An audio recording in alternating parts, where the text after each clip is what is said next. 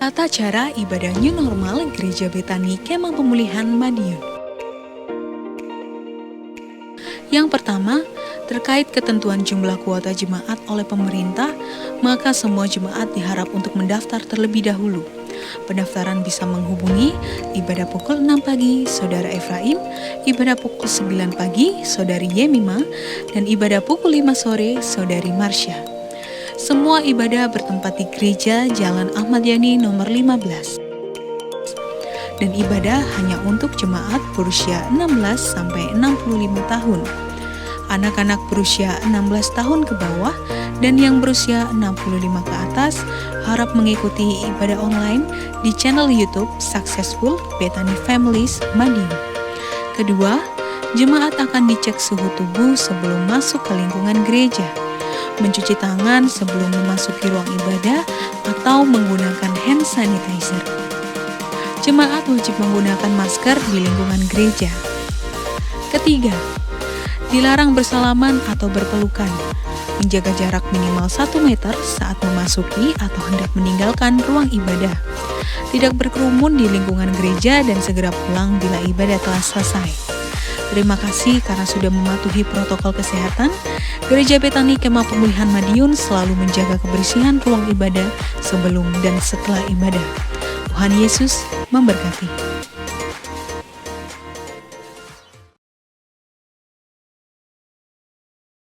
Puji nama Tuhan, Shalom Bapak Ibu Saudaraku, sekali lagi Shalom, salam sukacita bagi setiap kita. Mari bersama kita mau kembali datang kepada Tuhan, kita mau menyembah Dia, kita mau bersatu, kita mau satukan hati dalam ibadah doa malam saat ini. Dan kiranya biarlah dari tempat kita masing-masing kita rindu untuk menyenangkan hati Tuhan. Sama-sama kita berdoa. Kami bersyukur untuk segala kasih-Mu dalam kehidupan kami ya Tuhan. Engkau baik, Engkau sungguh baik bagi setiap kami. Kembali lagi kami datang di hadapan Tuhan, kami rindu membawa korban syukur kami, pujian kami, penyembahan kami hanya bagi-Mu ya Tuhan. Kami percaya Engkau ada bagi setiap kami, dimanapun kami berada Tuhan, Engkau yang memenuhi setiap kami dengan hadirat-Mu. Terima kasih Bapa, terima kasih Yesus, kami siap menaikkan syukur kami hanya bagi nama Tuhan, hanya di dalam nama Tuhan Yesus. Haleluya. Amin.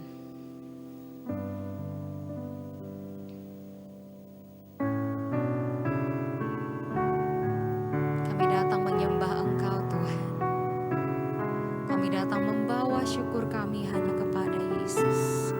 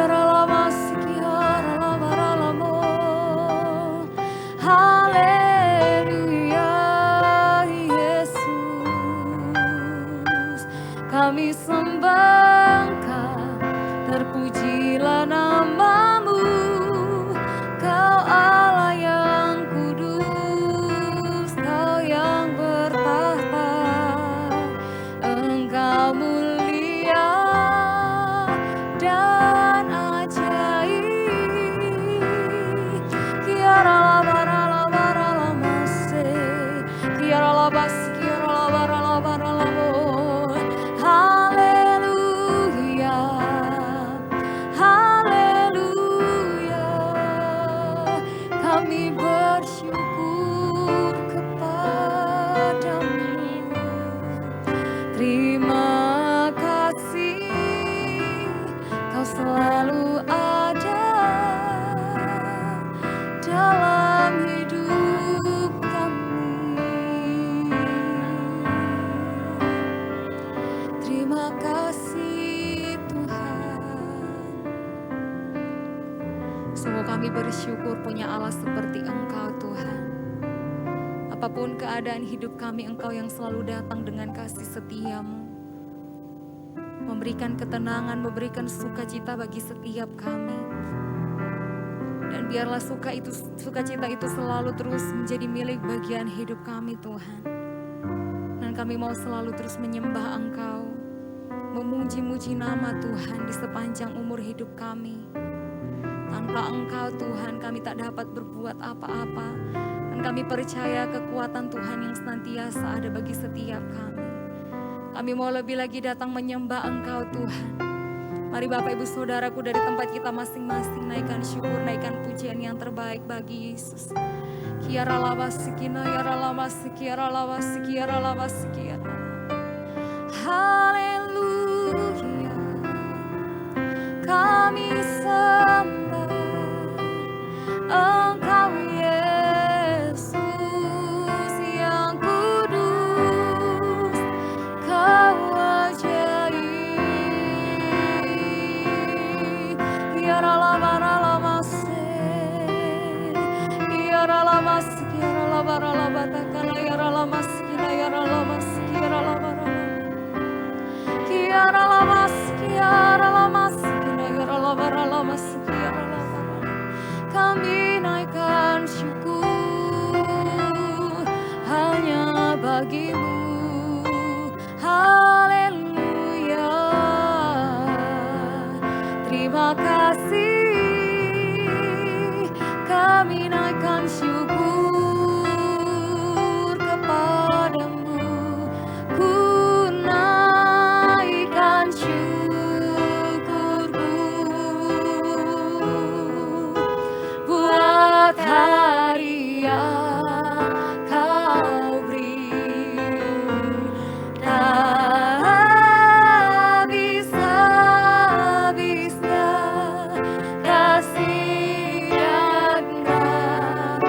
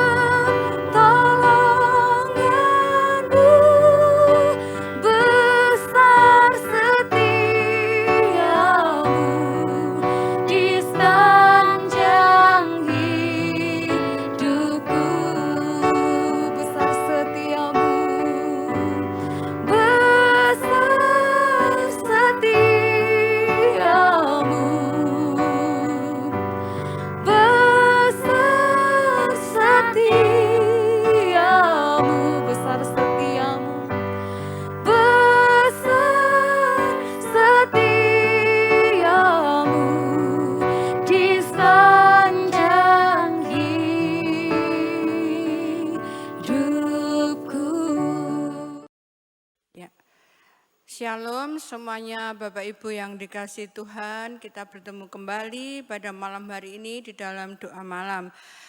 Kami yakin dan percaya bahwa Bapak Ibu semuanya di dalam keadaan baik-baik saja sampai hari ini, semua karena anugerah Tuhan. Baik, sebelum kita mulai doa malam kita akan awali dengan doa.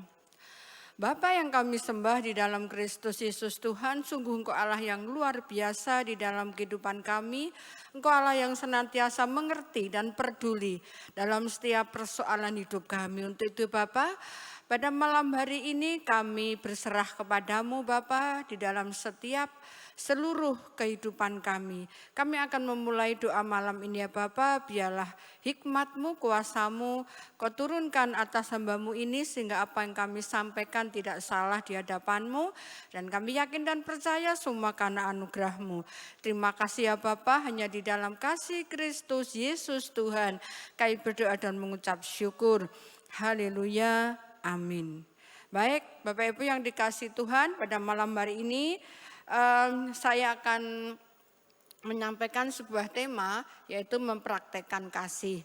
Nah sebelum saya mulai saya ingin bertanya pada Bapak Ibu Saudara sekalian bahwa Bapak Ibu Saudara sekalian pasti punya kasih ya, pasti punya kasih ya. Tidak ada orang yang tidak punya kasih, sekalipun itu belum mengenal Tuhan dia pun sudah punya kasih. Tapi pertanyaannya yang penting bagi kita adalah apakah sudah dipraktekkan kasih itu? Itu pertanyaan yang penting. Memang kita punya kasih, semua orang punya kasih.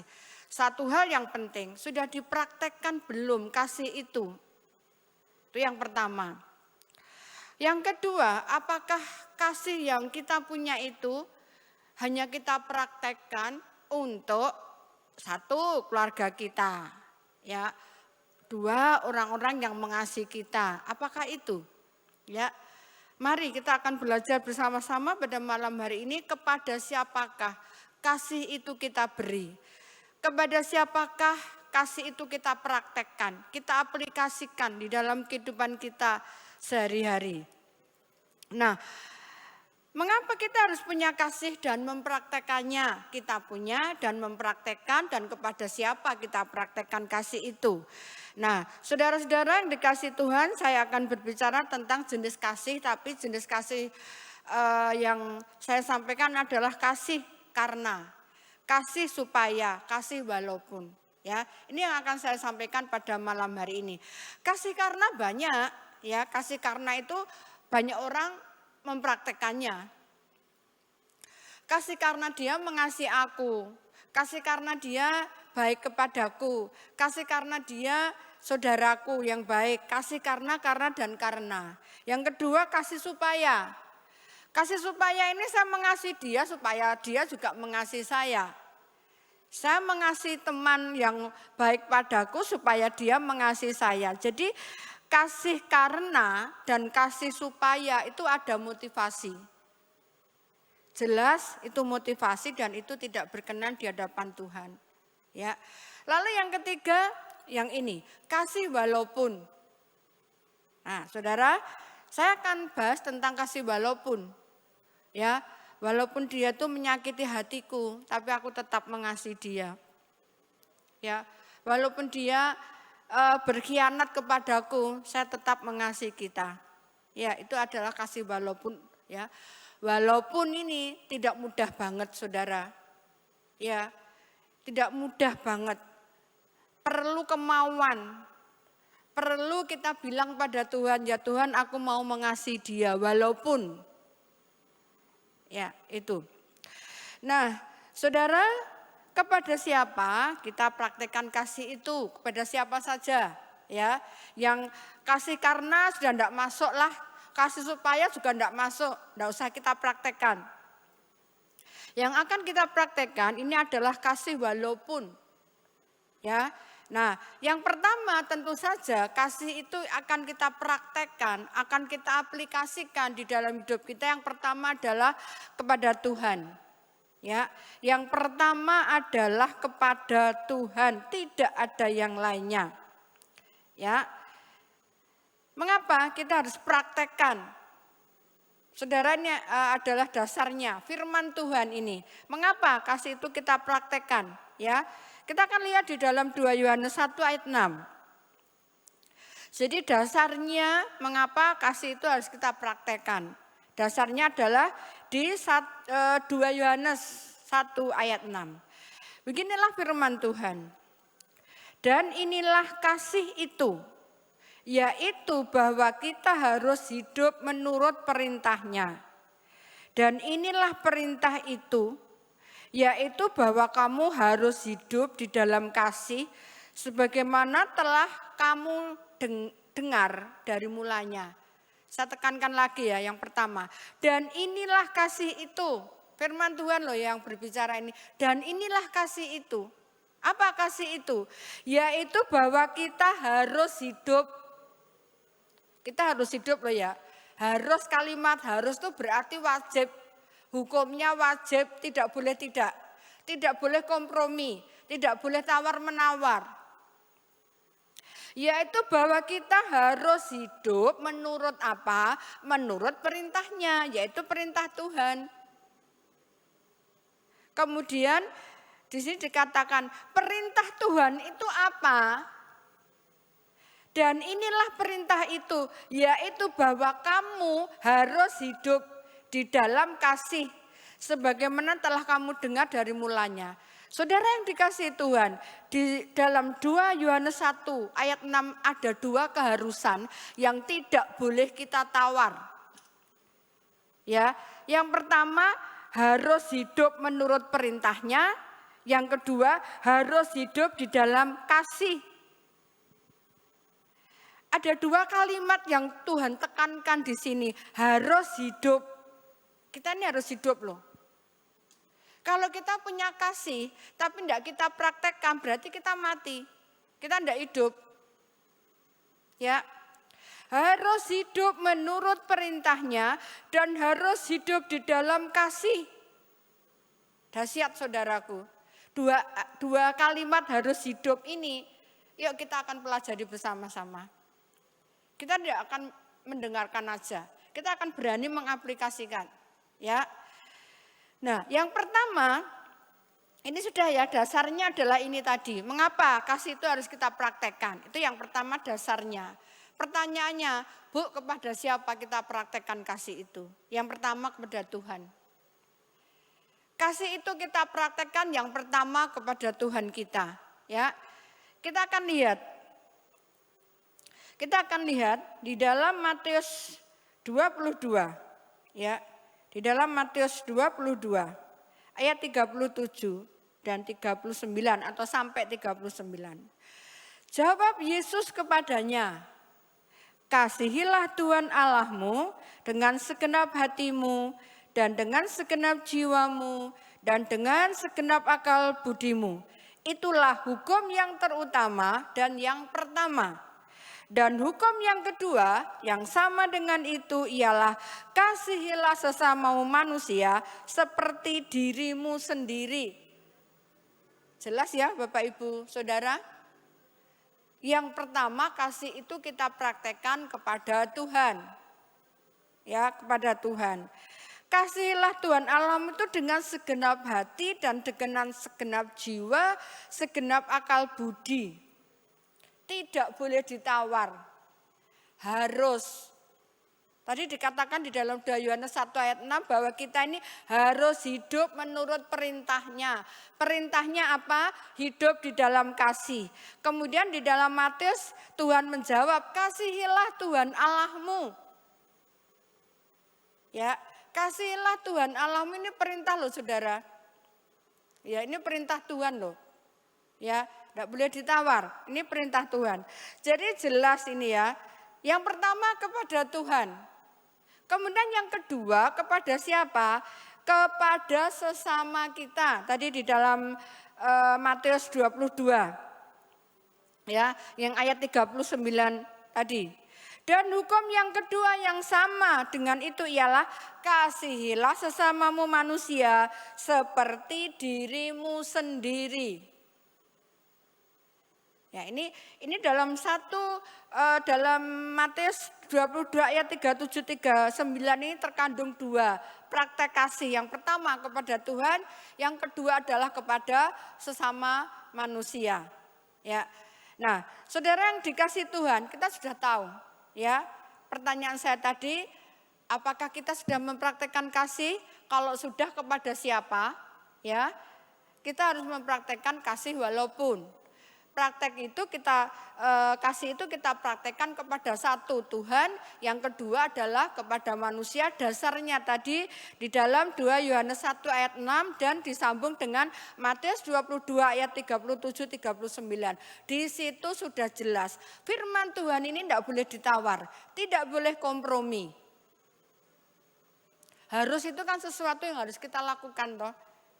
Ya, itu. Nah, Bapak Ibu yang dikasih Tuhan, di Alkitab ada ilustrasi, ada sebuah gambaran, ya. Di situ nanti kita akan bisa melihat bagaimana kita mempraktekkan kasih itu, kasih walaupun, ya. Di dalam Lukas 10, ya, nanti dibaca sendiri ya Bapak Ibu di rumah ya. Lukas 10 ayat 29 sampai 37. Ya, di situ diceritakan, ini cerita yang sudah tidak asing lagi, cerita yang sering kita dengar. Tetapi dari cerita ini nanti apakah yang bisa kita dapatkan? Dan setelah kita dapatkan dari cerita ini, kita aplikasikan di dalam kehidupan kita. Ya, di situ dikatakan ya ada seseorang yang lewat yang dirampok, bahkan dirampok habis-habisan, tergeletak di jalan. Nah, kemudian di situ ada 3 tokoh yang lewat. Pertama adalah imam. Bapak Ibu tahu bahwa imam ini ya katakanlah dia itu seorang perantara kalau Allah mau memberi rahmatnya kepada seseorang ya, itu melalui imam. Ya, sudah tahulah kita tugasnya apa. Lewat. Tapi imam itu hanya melihat aja. Ya. Hanya melihat, oh ada orang yang dirampok gitu ya. Udah dia lewat. Kemudian yang kedua ada tokoh lagi yang lewat yaitu Lewi.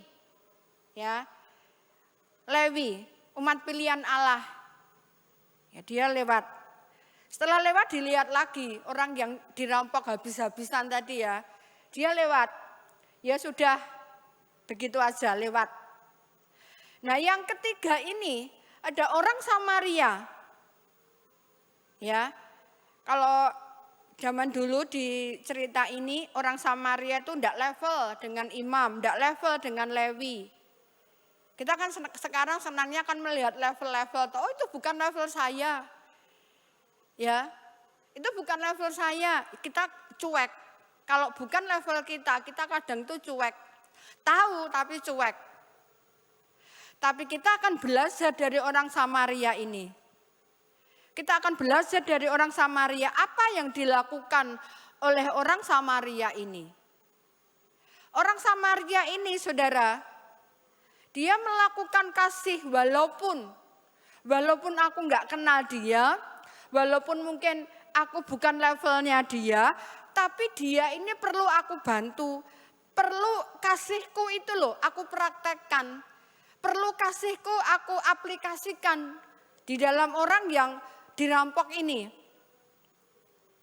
Ya saudara, jadi kita harus belajar dan terus belajar.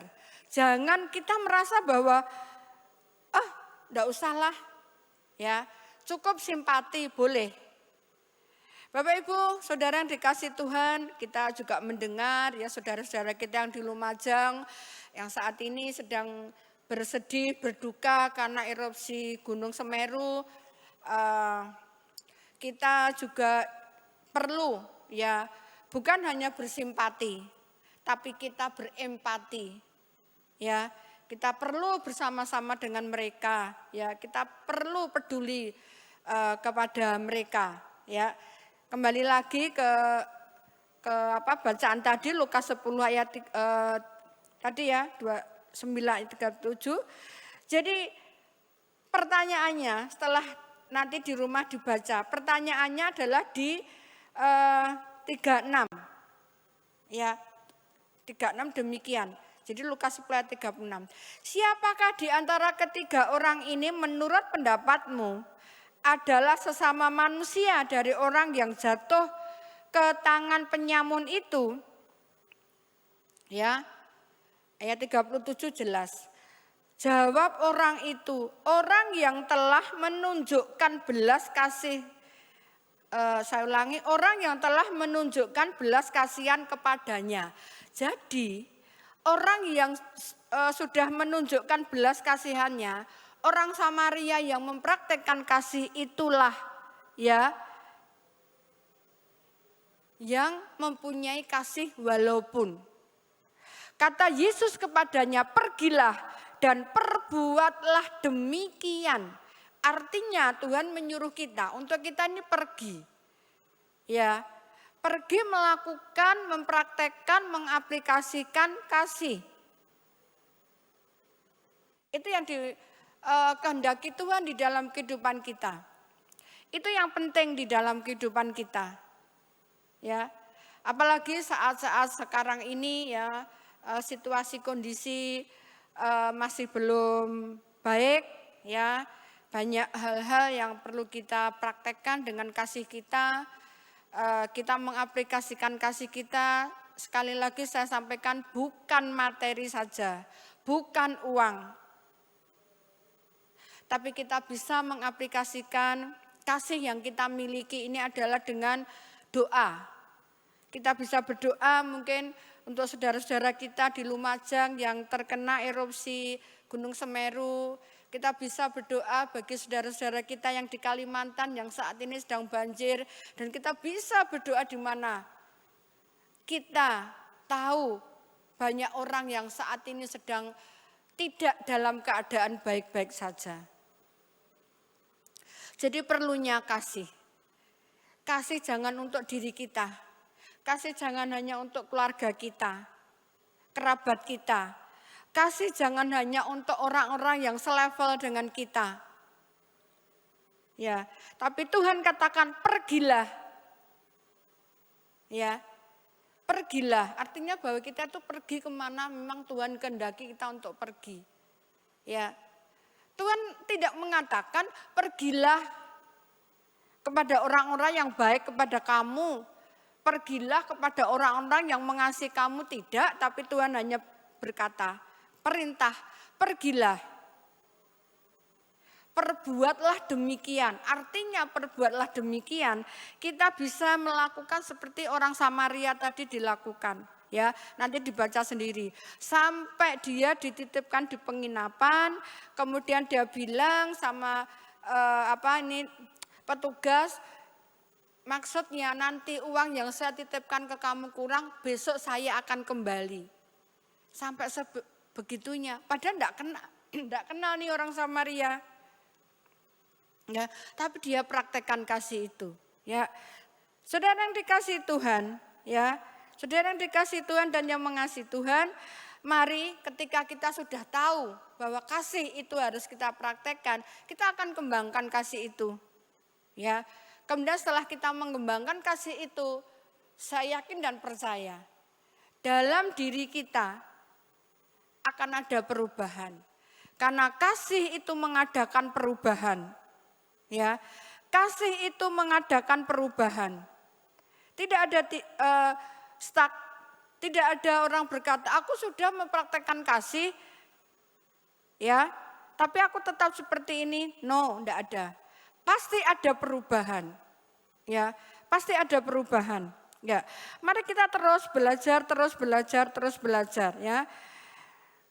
Maka dari itu saudara yang dikasihi Tuhan, ketika kita belajar tentang firman, kita tahu tentang firman, ya, kita akan lakukan terus, ya. Kita punya iman di dalam Tuhan, kita punya iman di dalam firman Tuhan. Kemudian kita berdoa, kita deklarasikan, dan pasti kita menerima. Karena janji Tuhan itu selalu ya dan amin. Ketika hal-hal sudah kita lakukan, ya, maka kita harus memberdayakan kasih itu. Kita harus memberdayakan kasih itu dalam situasi kondisi apapun.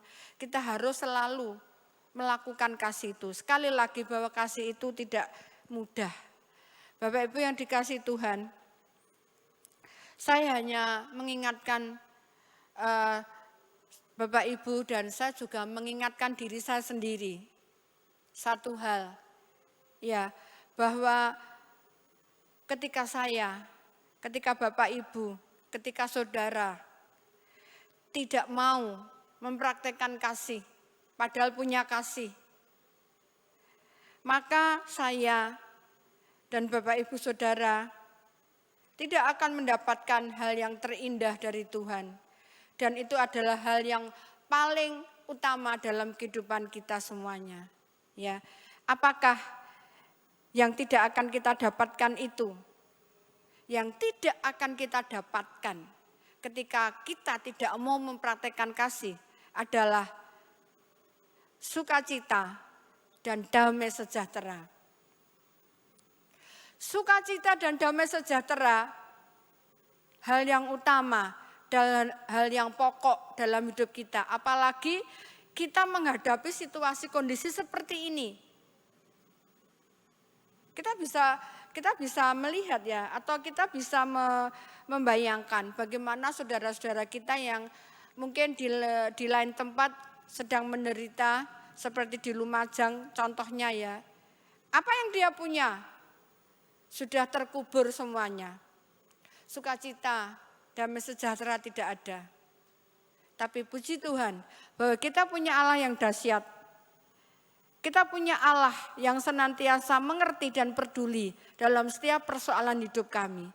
Kita punya Allah yang tidak pernah meninggalkan kehidupan kita. Asalkan satu hal, mari praktekkan kasih yang ada di dalam kehidupan kita. Kasih walaupun itu akan kita praktekkan dan disitulah kita akan mendapatkan sukacita dan damai sejahtera.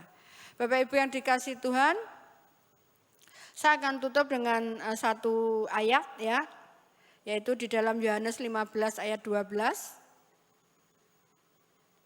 Ya. Yohanes 15 ayat 12, inilah perintahku. Perintah Tuhan loh ya ini, bukan perintah siapapun. Inilah perintahku yaitu supaya kamu saling mengasihi. Seperti aku, Tuhan, telah mengasihi kamu.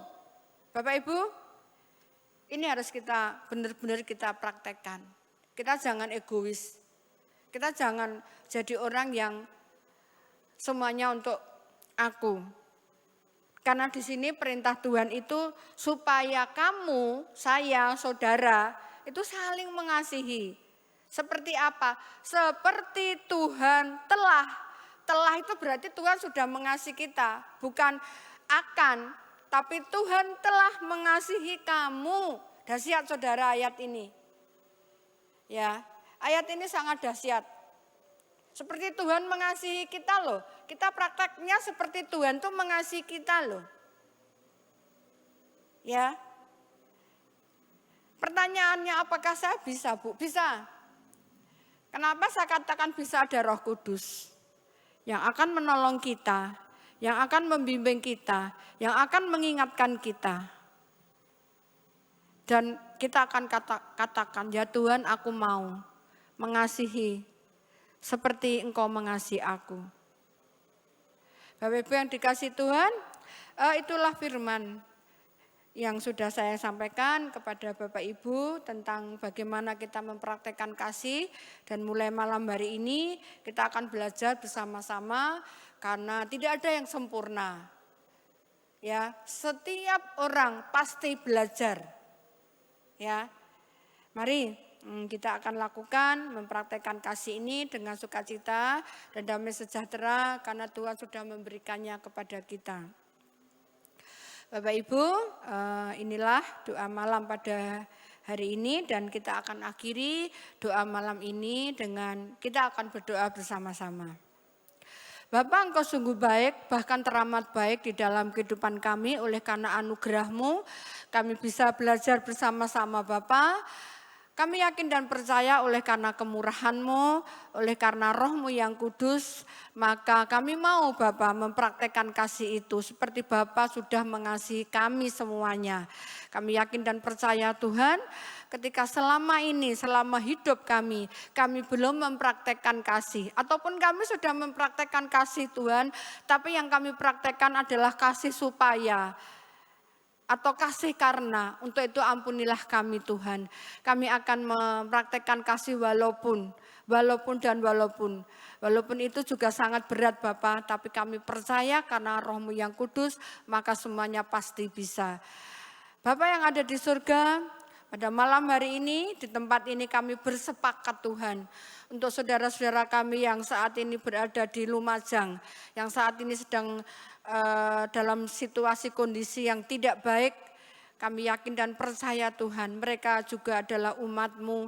Kami percaya Bapa, Engkau berikan mereka kedamaian, Engkau cukupkan apa yang dia butuhkan lewat pemerintah.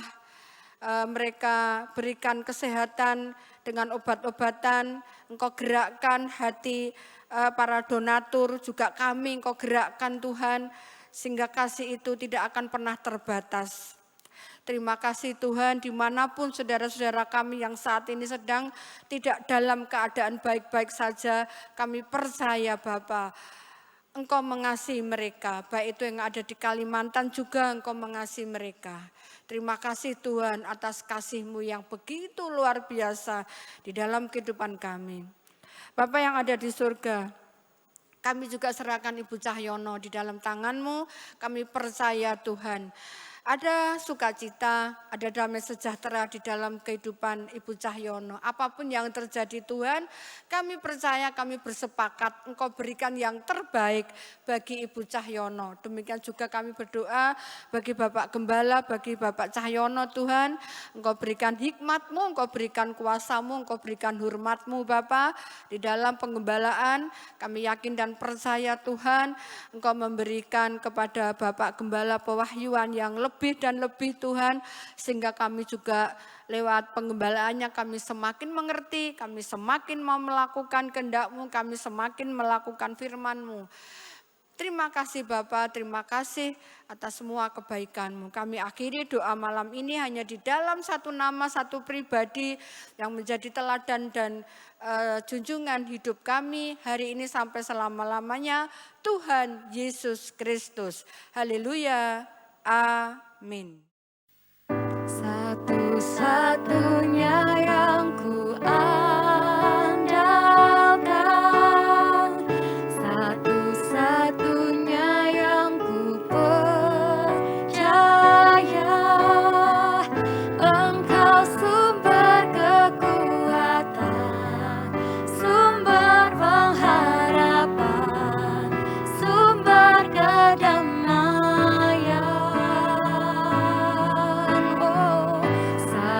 Satu-satunya